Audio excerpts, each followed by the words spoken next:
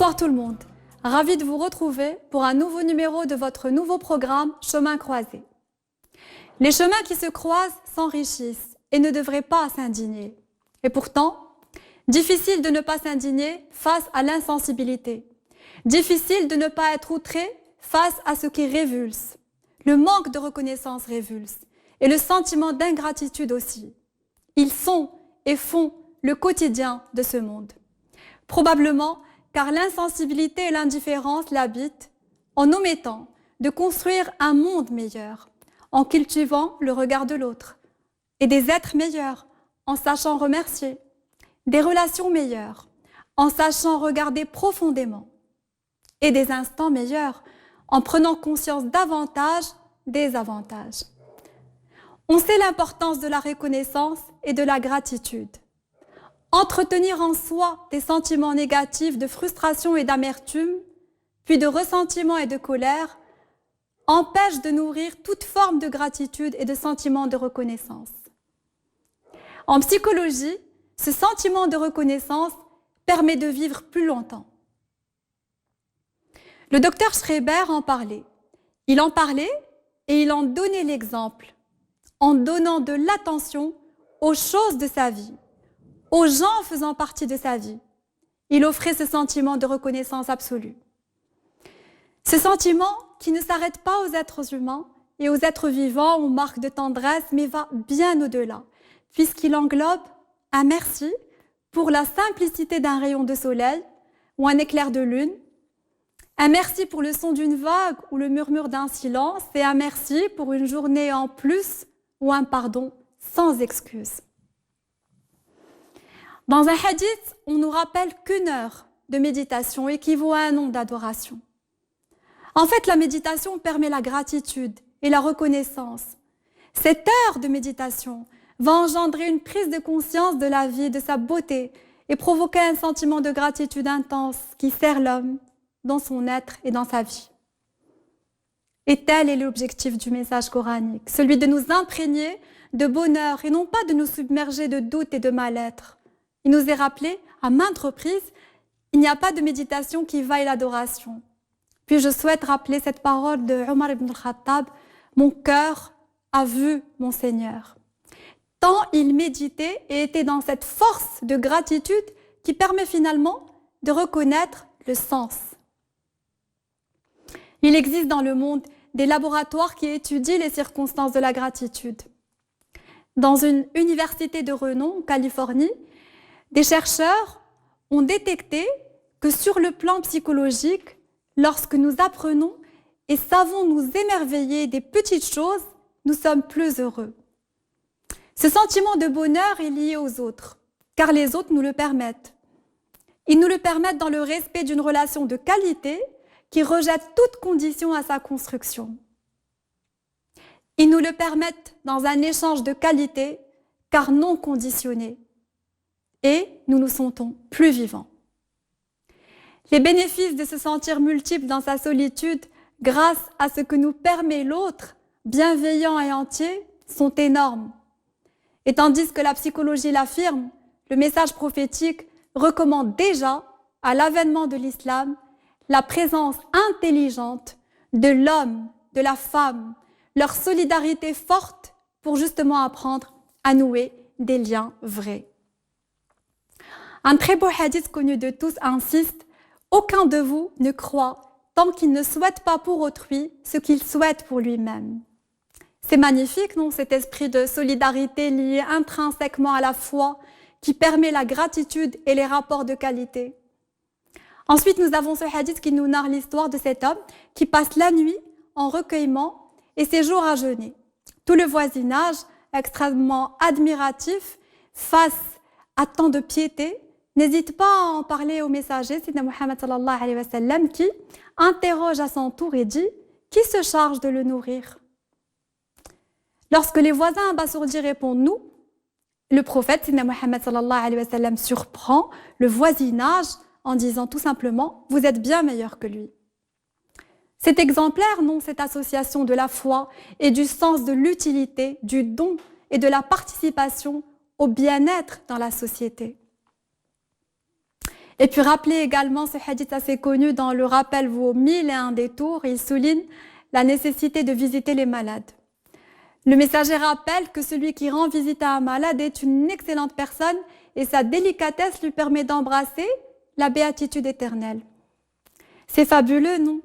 De proposer les paradis à ceux qui savent donner de leur temps à la souffrance, aux fragilités et qui n'en sont pas indifférents. Ceci nécessite la reconnaissance et engendre la gratitude. Donc l'occasion ici de remercier quand même tout le corps sanitaire médical marocain qui s'est donné corps et âme à son peuple en ces temps de pandémie, puis tous les organismes importants qui nous ont soutenus dans cette dure année. Donc, dans cette même logique de soutien et d'entraide qui engendre des sentiments de gratitude, j'aimerais dire le hadith qui relate l'histoire de cet homme qui se promène dans les jardins du paradis pour avoir ôté une branche d'épine du lieu de passage des gens.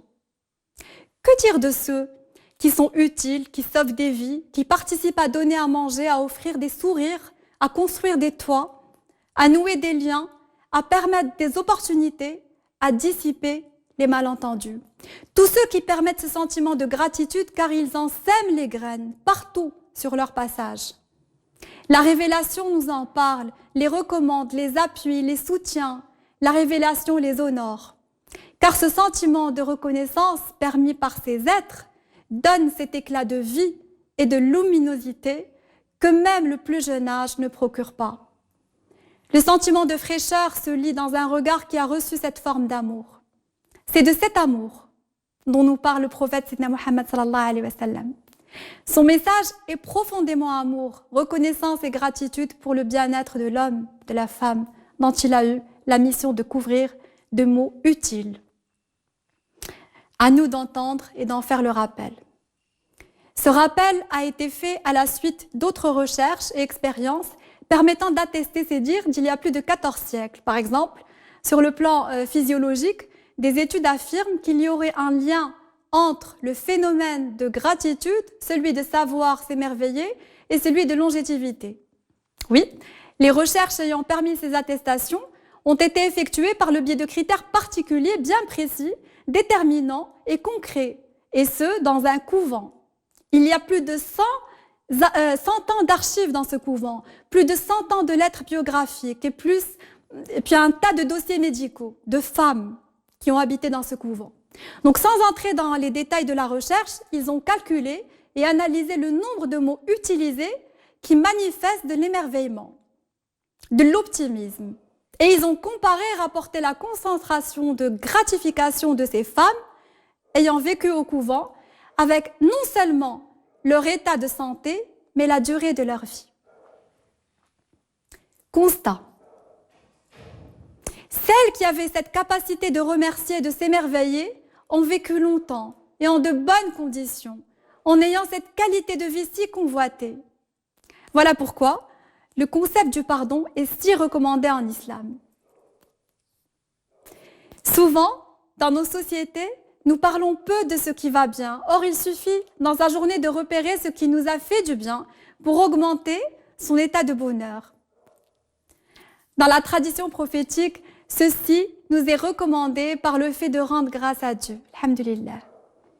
Cette forme de remerciement qui nous est recommandée, par exemple en disant louange à Dieu, au final, est à observer au regard de toute cette dimension psychologique et toutes ces études faites. Et j'estime légitime de s'émerveiller face à une recommandation dite il y a plus de 14 siècles et dont la portée est énorme et jamais réductrice ou impliquerait une forme de mise en garde et sanctions sous-jacentes. Alhamdulillah, c'est augmenter son état de bonheur, tout simplement. Toujours dans cette même logique, la tradition prophétique insiste sur le fait de savoir dire merci aux gens.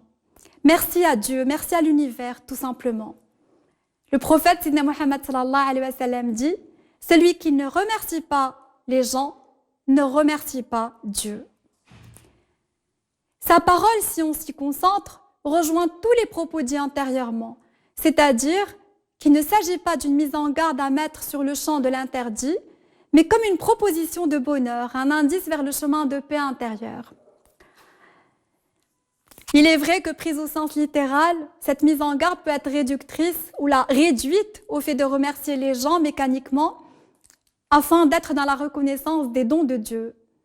Mais non, le message divin est grand et subtil, il est profond, et sa lecture ainsi que celle des paroles du prophète Sidna Muhammad sallallahu alayhi wa sallam doivent l'être aussi.